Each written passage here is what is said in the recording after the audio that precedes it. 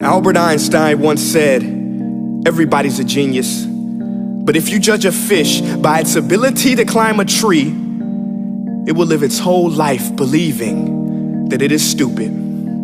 Ladies and gentlemen of the jury, today on trial we have modern day schooling. Glad you could come. Not only does he make fish climb trees, but also makes them climb down and do a 10-mile run. Tell me, school, are you proud of the things you've done? Turning millions of people into robots, do you find that fun? Do you realize how many kids relate to that fish? Swimming upstream in class, never finding their gifts, thinking they are stupid, believing they are useless? Well, the time has come, no more excuses. I call school to the stand and accuse him of killing creativity, individuality, and being intellectually abusive. He's an ancient institution that has outlived his usage. So, Your Honor, this concludes my opening statement, and if I may present the evidence of my case, I will prove it. Proceed. Exhibit A. Here's a modern day phone. Recognize it? Here's a phone from 150 years ago. Big difference, right?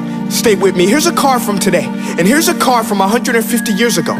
Big difference, right? Well, get this. Here's a classroom of today, and here's a class we used 150 years ago. Now ain't that a shame? In literally more than a century, nothing has changed. Yet you claim to prepare students for the future? But with evidence like that, I must ask, do you prepare students for the future or the past? I did a background check on you and let the record show that you were made to train people to work in factories, which explains why you put students in straight rows, nice and neat, tell them sit still, raise your hand if you want to speak, give them a short break to eat, and for 8 hours a day, tell them what to think. Oh, and make them compete to get an A letter which determines product quality, hence grade A of meat. I get it. Back then, times were different. We all have a past. I myself am no Gandhi. But today, we don't need to make robot zombies. The world has progressed. And now we need people who think creatively, innovatively, critically, independently, with the ability to connect. See, every scientist will tell you that no two brains are the same. And every parent with 2 or more children will confirm that claim.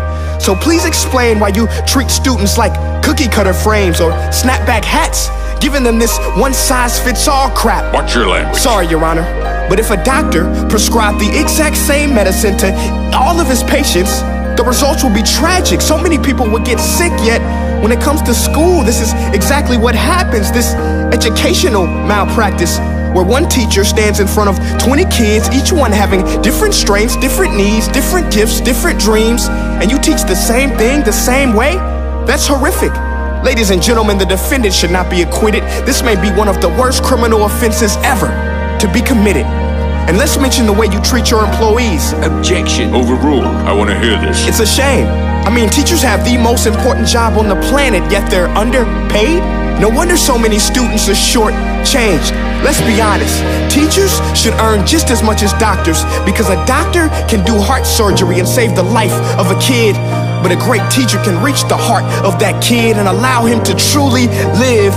See, teachers are heroes that often get blamed, but they're not the problem. They work in a system without many options or rights. Curriculums are created by policymakers, most of which have never taught a day in their life. Just obsessed with standardized tests. They think bubbling in a multiple choice question will determine success. That's outlandish. In fact, these tests are too crude to be used and should be abandoned, but don't take my word for it. Take Frederick J. Kelly, the man who invented standardized testing, who said, and I quote, "These tests are too crude to be used and should be abandoned." Ladies and gentlemen of the jury, if we continue down this road, the results will be lethal. I don't have much faith in school, but I do have faith in people. And if we can customize healthcare, cars, and Facebook pages, then it is our duty to do the same for education, to upgrade it, change it, do away with school spirit, because that's useless. Unless we're working to bring the spirit out of each and every student, that should be our task. No more Common Core. Instead, let's reach the core of every heart in every class. Sure, math is important, but no more than art or dance. Let's give every gift an equal chance. I know this sounds like a dream, but countries like Finland are doing impressive things. They have shorter school days, teachers make a decent wage, homework is non-existent, and they focus on collaboration instead of competition. But here's the kicker, boys and girls. Their educational system outperforms every other country in the world. Other places like Singapore are succeeding rapidly. Schools like Montessori, programs like Khan Academy. There is no single solution, but let's get moving. Because while students may be 20% of our population, they are 100% of our future. So let's attend to their dreams, and there's no telling what we can achieve. This is a world in which I believe, a world where fish are no longer forced to climb trees. I'll rest my case.